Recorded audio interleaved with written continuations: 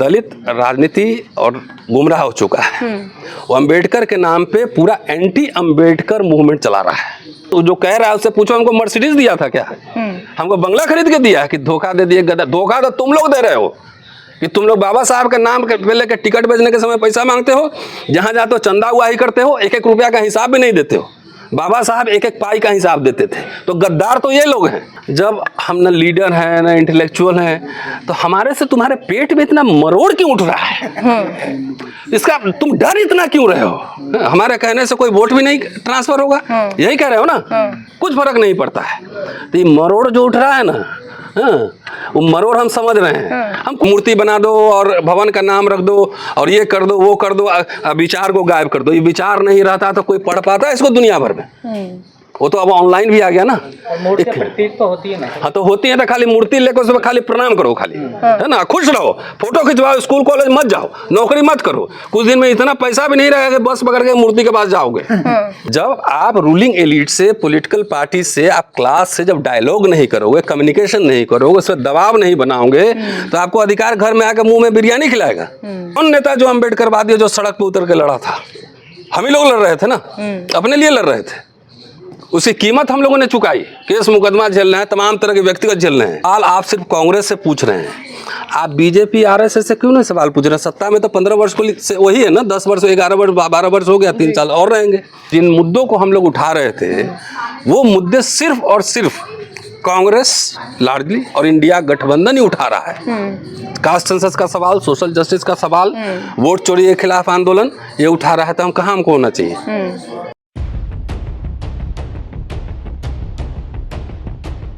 Sir, ये जो मुस्कान है आपके चेहरे पे कांग्रेस ज्वाइन करने के बाद, पहले तो ये विचार कब आया? आपने बिना विचार किए, बिना एक लंबा मंथन किए तो ये फैसला लिया नहीं होगा। तो क्या वो फैसला था, क्या वो कारण रहे कि आपको लगा कि अब समय है कांग्रेस का दामन थामने का? नहीं, मैं अपॉलिटिकल तो नहीं हूँ, न्यूट्रल भी नहीं हूँ, बिल्कुल नहीं, पॉलिटिकल आदमी हूँ। मेरी एक पॉलिटिकल समझ है हमेशा। तो 10 सालों से लगातार हम लोग लड़ ही रहे हैं, कोई नई बात है नहीं। तो नौकरी चोरी, वजीफा चोरी, सब चोरी ही चल रहा है ना। और साथ पिछले 10 वर्षों में वही पब्लिक इंस्टीट्यूशन सब बेचे गए हैं जो कि पिछले 60 सालों में बने थे।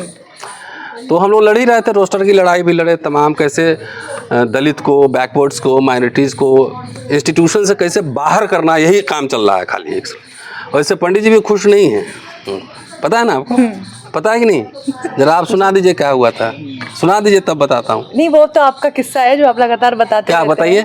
और उसका साक्षात प्रमाण हमने भी देखा है कि किस तरीके से जो अलग अलग सुलभ शौचालय हैं, वहाँ पे जो पर्ची काटने वाले लोग बैठे हैं, अगर आप भी कभी जाते हैं तो उनसे उनका जो सरनेम पूछ लीजिएगा, आपको भी समझ में आ जाएगा। जो सर बातें कहते हैं वो कितनी सच है, आपको भी उसका परीक्षण तो बगैर, मैं हिस्ट्री पढ़ाता हूँ ना, बगैर फैक्ट के बात नहीं करता, मैं हवा में कथा नहीं कहता हूँ।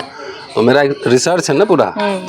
तो हिंदू राष्ट्र का बड़ा चस्का चढ़ा था ना, तो सब राजपुरोहित नहीं बनते, तो नहीं बनते तो और क्या करेंगे?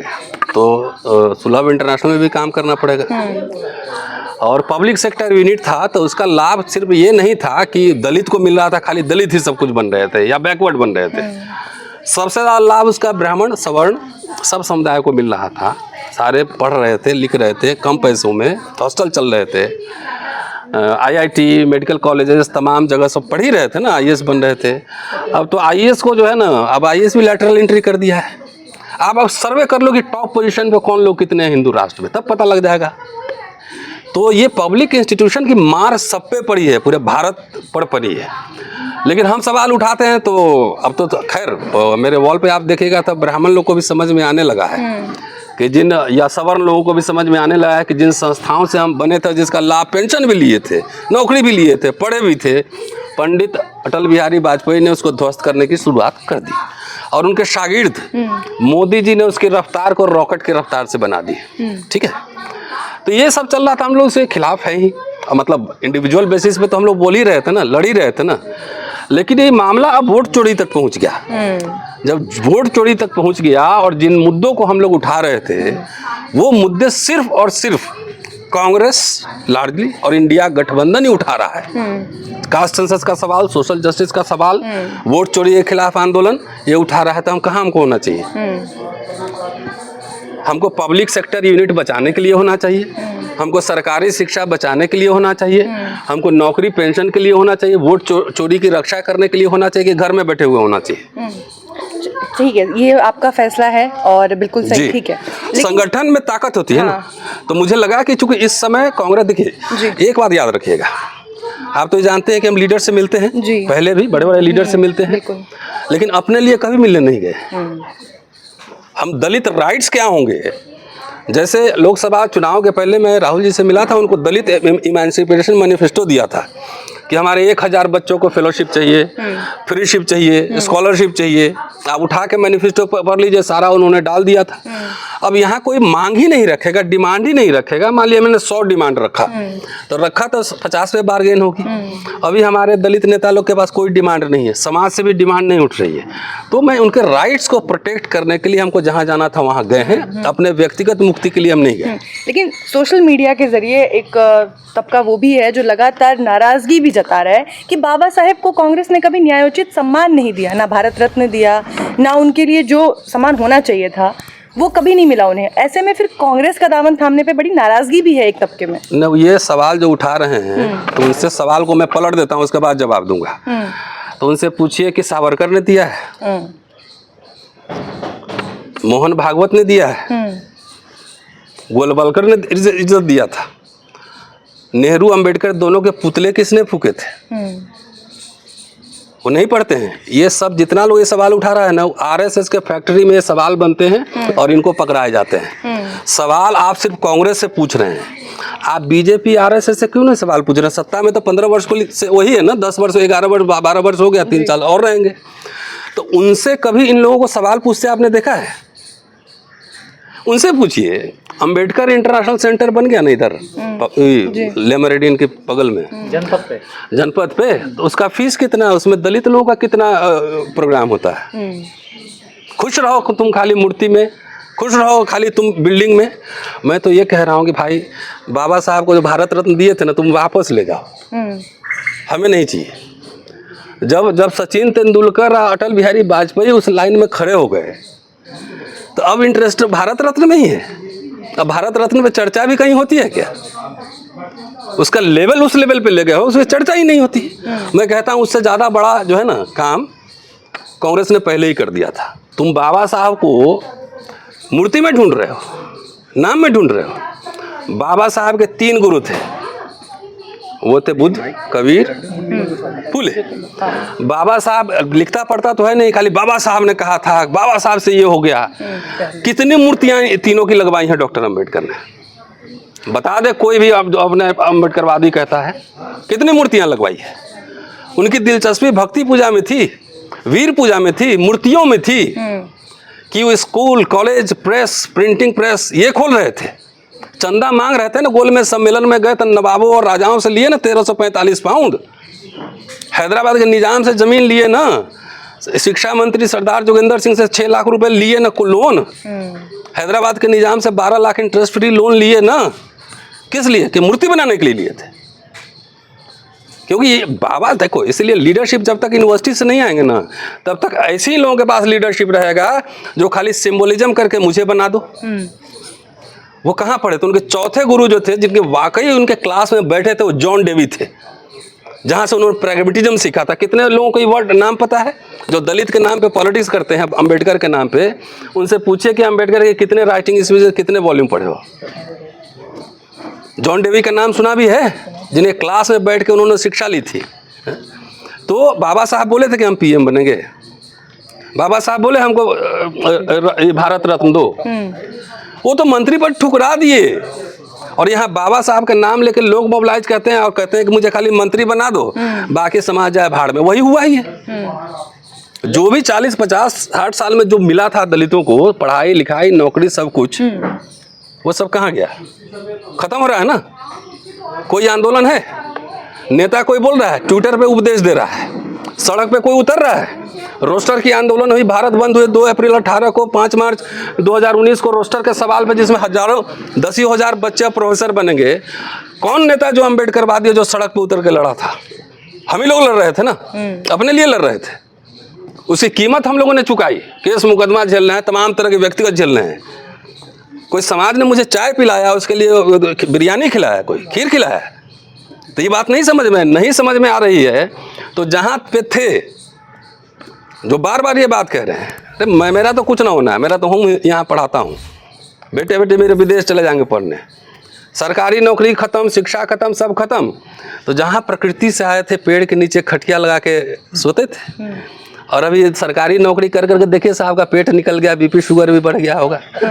तो आरएसएस बीजेपी ने तबीयत से इंतजाम कर दिया है कि इसको वहीं भेज दो, खेत में काम करेगा तो थोड़ा पसीना निकलेगा तो बीपी शुगर ठीक हो जाएगा। नंबर 1। नंबर 2, इस दलित मिडिल क्लास के फॉर्मेशन से एक बात नोट कीजिएगा, आप आई हैं मेरे बारे में, आप घर में जाके जो सोचे, यहाँ आके हमको नमस्ते करते हैं कि नहीं करते हैं?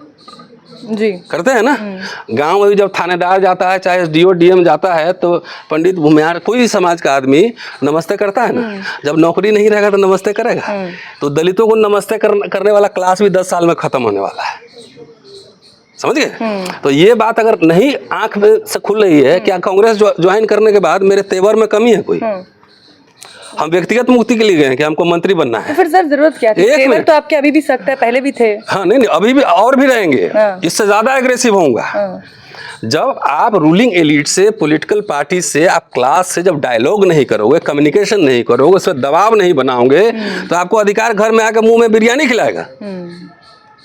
बाबा साहब पढ़ा हूं तो बाबा साहब का बिगड़ा चला, वो भी मेमोरेंडम लिखते थे, कम्युनिकेशन करते थे, पॉलिटिकल पार्टी पे दबाव बनाते थे, तभी नहीं ये राइट्स में ये लोग लड़के कहाँ लाए? लोग लड़के तो सब बर्बाद कर दिया। एक भी नेशनल पॉलिसी इन लोगों ने बनवा दिया हो, एक भी?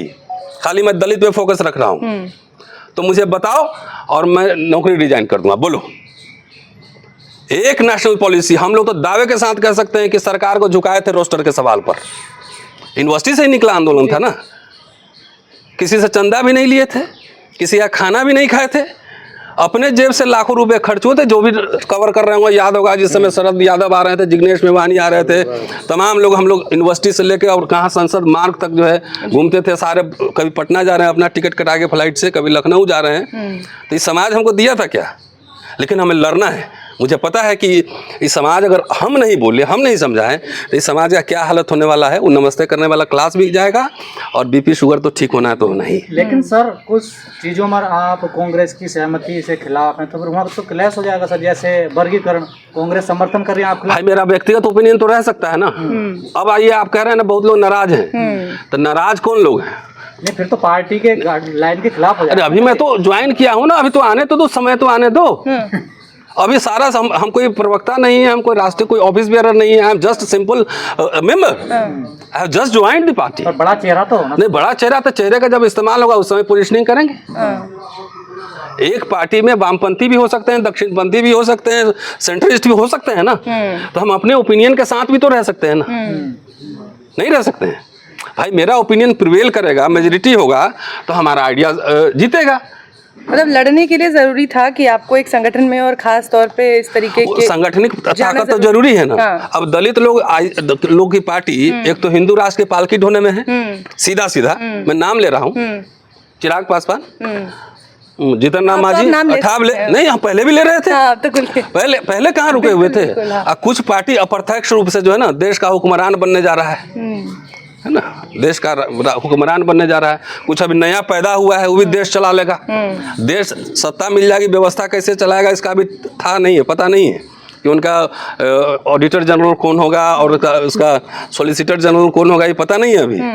लेकिन एकदम हुक्मरान बनना है भाई। जो मिडिल क्लास, जिसका मिडिल क्लास नहीं होता है, जिसकी बुर्जुआजी नहीं होती है, जिसका थिंक टैंक नहीं हो सकता है, वो कभी रूलिंग एलीट नहीं बन सकता है। ये बेसिक बात नहीं समझ में आ रही। इसीलिए बाबा साहब जो बार बार फोकस है, कोई पढ़ता उड़ता तो है नहीं। 1919 साउथ बोरो कमेटी मेमोरेंडम, साइमन कमीशन, और आजा 1942 में ग्रीवेंसेस ऑफ शेड्यूल कास्ट। उसमें पूरा डेटा दे रहे हैं कि 1056 IPS ICS में से, ICS मतलब आज का IAS ऑफिसर, एक शेड्यूल कास्ट है। और CPDWD में जितने ठेकेदार हैं उसमें से एक शेड्यूल कास्ट है। तो बार बार कहने कि शिक्षा और रोजगार हमारे समाज के लिए जीवन और मरण का प्रश्न है। ये नहीं पढ़ा है? शेड्यूल कास्ट मैनिफेस्टो में लिख रहे हैं कि RSS और हिंदू महासभा से हमारा कोई समझौता नहीं होगा। ये नहीं पढ़ा है? शिक्षा रोजगार उनके लिए सबसे इम्पोर्टेंट था। ये बाबा साहब मंत्री परिषद ठुकरा दिए ना, मंत्री बने रहना चाहते, किन इशू पे ठुकराए थे? 4 इशूज था, जिसमें से एक ओबीसी रिजर्वेशन का कमीशन का भी मसला था। तो ये सब नहीं है, कुछ नहीं है, शिक्षा रोजगार नहीं। हम जब राजा बन जाएंगे, ऐसे नहीं होता है, दुनिया के इतिहास में कहीं नहीं हुआ है। It is a continuous process, continuous change. Demand Baba Saheb ही कह रहे हैं ना कि हमने 3 तरह के डिमांड मांगे थे। एक राजनीतिक अधिकार विधानमंडलों में, एक सरकारी नौकरियों में आरक्षण, और तीसरा पृथक निर्वाचन क्षेत्र। एक नहीं मिला, चलो इसमें दुख होने की कोई बात नहीं है, 2 तो मिल गए ना। तो अधिकार जो मिले हैं उसको ले लेना है, और फिर उसको दबाव बनाए रखना है कि और राइट्स चाहिए। कि उनका स्टेटमेंट है कि पहनूंगी तो जड़ी वाली साड़ी ही, नहीं तो नंगे रहूंगी, ऐसी मानसिकता नहीं रखना चाहिए। तो ये क्या कह रहा है? जो मिला था वो भी कपड़े उतार रहा है कि शिक्षा नहीं चाहिए, रोजगार नहीं चाहिए, पेंशन नहीं चाहिए, खाली जड़ी वाली साड़ी, जब हम राजा बनेंगे तब हम बात करेंगे। ऐसे होता है पॉलिटिक्स। इसलिए दलित जो देखिए, दलित राजनीति और गुमराह हो चुका है। वो अंबेडकर के नाम पे पूरा एंटी अंबेडकर मूवमेंट चला रहा है। किसी को बहस करना हो, आप पूरा लाइव चलेगा, रेफरेंस के साथ आके बैठ जा, 5 इश्यूज पे अंबेडकर का क्या टेक है, तैयारी करके आए, हम खुली चुनौती देते हैं। सर अक्सर देखा जाता है इन पार्टियों में, अगर कोई एससी या ओबीसी पिछड़ा दलित नेता जाता तो उनको सेल में ही डाल दिया जाता, उन्हें मुख्य बॉडी में नहीं रखा जाता। अब ये मुझे नहीं पता है कौन कहाँ रखा जाता है, लेकिन मुख्य बॉडी में भी है। अभी कुमारी शैलजा है ना, है ना, कुमारी शैलजा है, फिर महाराष्ट्र वाले क्या ना, मुकुल वासनिक है, खड़गे साहब है। तो सब लोग को जाके 10 जनरल सेक्रेटरी होगा, तो 10 में से 2 तो है ही ना, कि सब चाहेगा कि सभी लोग, खाली शेड्यूल कास्ट ही जनरल सेक्रेटरी, तो बाकी लोगों को जो है मोबिलाइज कैसे करेगा? आप सेल को भी एक्टिव कीजिए ना, लोगों को समझाइए कि भाई हमारे बीमा, रोजगार, नौकरी सब जा रहा है, सब लोग MP MLA थोड़ी बन सकता है। लेकिन सर बात अगर संगठन की थी तो बाबा साहेब की विचारधारा पे चलने वाली बहुत सारी पार्टियां हैं। कहाँ विचारधारा पे चलने वाली है? बताओ ना, मुझे नाम बताओ। उसका मैनिफेस्टो देखे हो? मैनिफेस्टो देखे हो? बाबा साहब इंडिपेंडेंट लेबर पार्टी बनाए थे तो 1937 का चुनाव लड़े, तब बकायदा मैनिफेस्टो निकाले थे। शेड्यूल कास्ट फेडरेशन 1951 में चुनाव लड़े तो उसका मैनिफेस्टो निकाले। रिपब्लिकन पार्टी बनाए तो उसका पूरा संविधान बनाए। रिपब्लिकन कॉलेज का पूरा प्रारूप तैयार कीजिए कि जिसको MLA MP का चुनाव लड़ना होगा पहले उसको पढ़ाएंगे, उसको इतिहास का, अंग्रेजी का, इकोनॉमिक्स का, सोशियोलॉजी का, पॉलिटिकल साइंस का उसको नॉलेज होना चाहिए। ये सब कहीं दलित डिस्कोर्स में सुना है आपने? जितने सेमिनार होते हैं कहीं मुझे बता दो, कहीं सुना है? तो इसलिए मैंने कहा ना कि अंबेडकर बाबा साहब के नाम पर विचारधारा, कौन सी विचारधारा? बाबा साहब बोले थे कि RSS से जाकर समझौता कर लेना, अब BJP से कर लेना, ये अंबेडकर राइट है। दुकान चला के बेच के खा रहा है। इसलिए जो भी सेकुलर माइंडेड जो भी दलित है, दलित राजनीति हर समय सेकुलरिज्म के साथ ही जाएगी। अगर उसके साथ जा रहे हैं राइट विंग के साथ, तो आपके समाज के अधिकार तो खत्म हो रहे हैं ना, खत्म हो रहे हैं ना। उसको कौन बचा रहा है? सोशल एक्टिविस्ट बचा रहे हैं, उसके लिए लड़ रहे हैं ना। ये नेता सब क्यों बंद है? ट्विटर पे उपदेश क्यों दे रहा है? भारत बंद कौन करेगा? आंदोलन कौन करेगा? संसद घेराव कौन करेगा? जंतर मंतर पर कौन जाएगा? ऐसे बन जाओगे CM PM जी। तो अब अगर आपने पार्टी ज्वाइन कर ही ली है और अब आप, अरे मेरे तेवर में कभी कमी नहीं होगी, चिंता मत करो। तो सुनो, हाँ। अब आओ भारत रत्न पे। हाँ। आजकल बाबा साहब का मूर्ति उनके नाम पे बिल्डिंग बनाने का बहुत चलन है, ठीक है जी। जो लोग ये सवाल उठा रहे हैं, बाबा साहब के लिए कोई इंटरेस्ट नहीं था भारत रत्न वो ये PM का पोजीशन, कुछ नहीं, he was not interested even. Baba Saheb का सबसे महत्वपूर्ण चीज क्या है? पहले ये बताओ मुझे, क्या है? उनकी शिक्षा, उनका संघर्ष, राइटिंग स्पीचेस जी। अगर वो छपता नहीं, ये तो पढ़ता नहीं है ना, जो नेता सब दलित नेता सब कुछ नहीं पढ़ता है, वो छपता नहीं, तो अंबेडकर साहब पे जो डिबेट चल रहे हैं पूरे इंटरनेशनल लेवल पे, वो हवा में चलते, हवा में चलते क्या? ये अंबेडकर का राइटिंग एंड स्पीचेस किसने छपाया है? देख लो ना, किसने छपाया है? अंबेडकर फाउंडेशन से। ये महाराष्ट्र से छपी थी, उसका सेंट्रल गवर्नमेंट ने छापा ना। कांग्रेस सरकार कौन चला रहा था?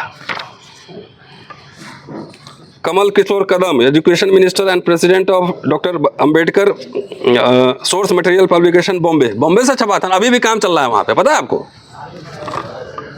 क्या बीजेपी सरकार इसको पब्लिश कर रही है? अभी मेरा फंडामेंटल सवाल है। तुम भारत रत्न वापस ले जाओ, लेकिन मुझे पब्लिकेशन चाहिए सस्ते दर पर, भारत की सभी भाषाओं में चाहिए, कि अम्बेडकर के राइटिंग स्पीचेस को लोग पढ़ें। ये सबसे बड़ा काम था कि ये छपा, नहीं तो बाबा साहब के राइटिंग एंड स्पीचेस इतने स्कैटर्ड थे, संदूक में बंद थे, कहाँ बंद थे, सब क्षीण होते जा रहे थे। ये क्या बसपा ने छपाया है? जिसकी वकालत करते हैं बसपा आरएसएस पे, उसकी सरकार इसका पब्लिकेशन क्यों बंद की है? ये तो कांग्रेस पार्टी, मैं कह रहा हूँ, इसको जो है ना पब्लिसाइज नहीं करती है कि देखिए बाबा साहब के ये मैंने किया। किताब छापे, हमारे विरोधी थे, हमसे लड़े, लेकिन तब भी एक मल्टीलिंगुअल स्कॉलर थे। हमने किताब उनकी राइटिंग एंड स्पीचेस छापी, जो कि आरएसएस बीजेपी गवर्नमेंट उसको बंद कर रही है, नहीं छाप रही है। कहाँ छाप रही है बताओ मुझे। सवाल ये मेरा है। भारत सिंबोलिज्म में हम नहीं रहते ना, ये मूर्ति बना दो और भवन का नाम रख दो और ये कर दो वो कर दो, विचार को गायब कर दो। ये विचार नहीं रहता तो कोई पढ़ पाता है इसको दुनिया भर में? वो तो अब ऑनलाइन भी आ गया ना। और मूर्ति प्रतीक तो होती है ना। हाँ तो होती है, तो खाली मूर्ति लेकर उसमें खाली प्रणाम करो खाली, है ना, खुश रहो, फोटो खिंचवाओ, स्कूल कॉलेज मत जाओ, नौकरी मत करो। कुछ दिन में इतना पैसा भी नहीं रहेगा कि बस पकड़ के मूर्ति के पास जाओगे, तो वहां भी टिकट लगा देगा 100 रुपया का दो। लेकिन मूर्ति में ढूंढ रहे हो अम्बेडकर को, अम्बेडकर यहाँ है, इस यहाँ है। आप सब दलितों को कांग्रेस की तरफ आ जाना चाहिए आपकी नजर में? देखिए किसको कहाँ जाना चाहिए, हम तो कोई चौधरी है नहीं, और आप ही लोग कहते हैं हम तो कोई नेता है नहीं, मेरा कोई मास बेस है नहीं, है, हम तो सोशल मीडिया के लीडर हैं, हवा हवाई हैं, हम इंटेलेक्चुअल भी नहीं है ना, हम इंटेलेक्चुअल भी नहीं है। आप जैसे लोग यही कहते हैं ना कि इंटेलेक्चुअल भी नहीं है। तो भाई एक बार बताओ, जब हम न लीडर हैं न इंटेलेक्चुअल हैं, तो हमारे से तुम्हारे पेट में इतना मरोड़ क्यों उठ रहा है? इसका तुम डर इतना क्यों रहे हो? हमारे कहने से कोई वोट भी नहीं ट्रांसफर होगा, यही कह रहे हो ना? कुछ फर्क नहीं पड़ता है। तो ये मरोड़ जो उठ रहा है ना, वो मरोड़ हम समझ रहे हैं। हम कुछ नहीं है तो चिल्ला क्यों रहे हो? देखा कई सोशल मीडिया वाले चिल्ला रहे हैं, ये हो गया, नाराज हो गया, ये गद्दार है, तो ये है, तो गद्दार कैसे है? तुम्हारे 1 मिनट तुम्हारे यहाँ खाना खाए थे, खिलाया कि मेरे यहाँ खाता है? पहले ये बताओ। चाय पिलाए हो, चंदा लिए, वोट लिए हैं, तुम्हारे पार्टी में थे। जब से तुम बीजेपी आरएसएस के पेरोल पे तुम लोग खेलने लगो, जितने दलित संगठन और जितनी पार्टीज, हमारी जिम्मेदारी है कि उसको डिकंस्ट्रक्ट करें, उसको तोड़े। बाबा साहब कभी नहीं बोले हैं कि राइट विंग के साथ जाना है, उससे पैसा ले रहा, चुपचाप घर में बैठे हुए हो। ये सब 10 साल से कोई आरएसएस बीजेपी के खिलाफ नहीं बोल रहा है, खाली किसको बोल रहा है? हम जैसे लोग जो सवाल उठाएंगे, नहीं तो कांग्रेस ही हमारा सबसे बड़ा दुश्मन है। तो बीजेपी तुम्हारा मित्र है ना, तो जाओ उसी के पास रहो। हम समाज के लिए लड़ने हैं, नेता सबसे कोई इंटरेस्ट नहीं है। मुझे पता है हमारे घर पे 2 बच्चियां आई थी शाहजहांपुर से, दोनों ओबीसी थी। कोई उसको फ्री में हॉस्टल में रख के पढ़ा रहा है, 7,000 रुपया यहाँ फीस लगना है हॉस्टल का, 7,000 रुपया उसके पास नहीं है। दे सकते हो? हैं? हवाबाजी है, मूर्ति बना रहे, ये बना रहे, कोई एजेंडा नहीं, कोई मैनिफेस्टो नहीं। तुम्हारा किसी का खाया है कुछ? हैं? किससे हमने कहा कि दलित जो कह रहा है उससे पूछो, हमको मर्सिडीज दिया था क्या? हमको बंगला खरीद के दिया है कि धोखा दे दिए? धोखा तो तुम लोग दे रहे हो कि तुम लोग बाबा साहब के नाम पे लेके टिकट बेचने के समय पैसा मांगते हो, जहां जाते हो चंदा उगाही करते हो, 1-1 रुपया का हिसाब भी नहीं देते हो। बाबा साहब 1-1 पाई का हिसाब देते थे। तो गद्दार तो ये लोग हैं कि जो बाबा साहब के नाम पे अपनी दुकान चला रहे हैं, पैसा भी ले रहे हैं, चंदा भी ले रहे हैं, दबा के खा भी रहे हैं, और अपने आप को सब बीजेपी आरएसएस के हाथ में बेच भी रहे हैं, वहां से ही माल ले रहे हैं। आप लोग कहते थे कि कांग्रेस आरएसएस की माँ है। किसने? अच्छा, कांग्रेस आरएसएस की माँ है। अच्छा, तो कांग्रेस को तो सीधे मनुस्मृति ही लगा देना चाहिए था, संविधान बनाने की क्या जरूरत है? तो फिर आरएसएस को तो पुतला नहीं फूंकना चाहिए था नेहरू अम्बेडकर का, है? अच्छा, आरएसएस और बीजेपी ने मिलकर सरकार बनाई है, हैं? ना। तो जो मिल के बनाया होगा वो क्या है? जो आरएसएस बीजेपी से मिल के बनाया, कौन किसका संतान है, वो जायज है कि क्या है, ये आप पता करो। वो तो आप ही कहते हैं समय के साथ समझौता करना चाहिए। समझौता आप भी करते थे। नहीं, प्रिंसिपल स्टैंड कुछ रहना चाहिए, फंडामेंटल। बाबा साहब ने सीधा लिख दिया है कि जनसंघ से और हिंदू महासभा आरएसएस समझौता नहीं होगा, हिंदू राष्ट्र अभिशाप है। ये चवन्नी वाला क्या है फिर? ये कौन चवन्नी वाला? चवन्नी का भी मेंबर बनना बाबा साहब का। नहीं, ऐसा है ना, तो जलता हुआ घर है तो सबका एक संदर्भ है ना। लेकिन ये भी बोल रहे हैं 1948 में जाकर वो भी पढ़ लो कि हम कांग्रेस में समझौता करना पड़ता है कई बार। हम कांग्रेस में इसलिए आए कि मेरे सामने अंधेरा था कि मेरे अनुसूचित जातियों का क्या होगा, तो उनके हितों की रक्षा करने के लिए मैंने समझौता किया। वो किसके रक्षा के लिए? पहले ये बताओ। अपने समाज के हितों की रक्षा के लिए मंत्री बनने या सीएम पीएम बनने के लिए नहीं गए थे, तब वो कांग्रेस सरकार में शामिल हुए थे। एक मिनट। उसके बाद जब पाकिस्तान बट गया तो उनका मेंबरशिप चला गया, तो बॉम्बे से उनको राज्यसभा में लाके संविधान सभा में रखा गया ना, उनको हटा देता उस समय तक कहाँ रिजर्वेशन है, कौन सा राइट्स, क्या होता। अब तुम लोग जो कह रहे हो समझौता कर रहे हो तो समाज के हित की रक्षा के लिए कर रहे हो कि अपने लिए कर रहे हो कि हम जेल न जा पाए, हमारे पैसा पे कोई नजर ना डाले, दोनों में ये अंतर है। शुक्रिया। लेकिन सर अब तो आपके पास ऑप्शन है ना, क्या? बीएसपी को भी आपने एक बार भी अपने उसमें नहीं रखा, लिस्ट में नहीं रखा। अरे जो बीजेपी के साथ रहेगा उसके साथ मैं कैसे जाऊंगा?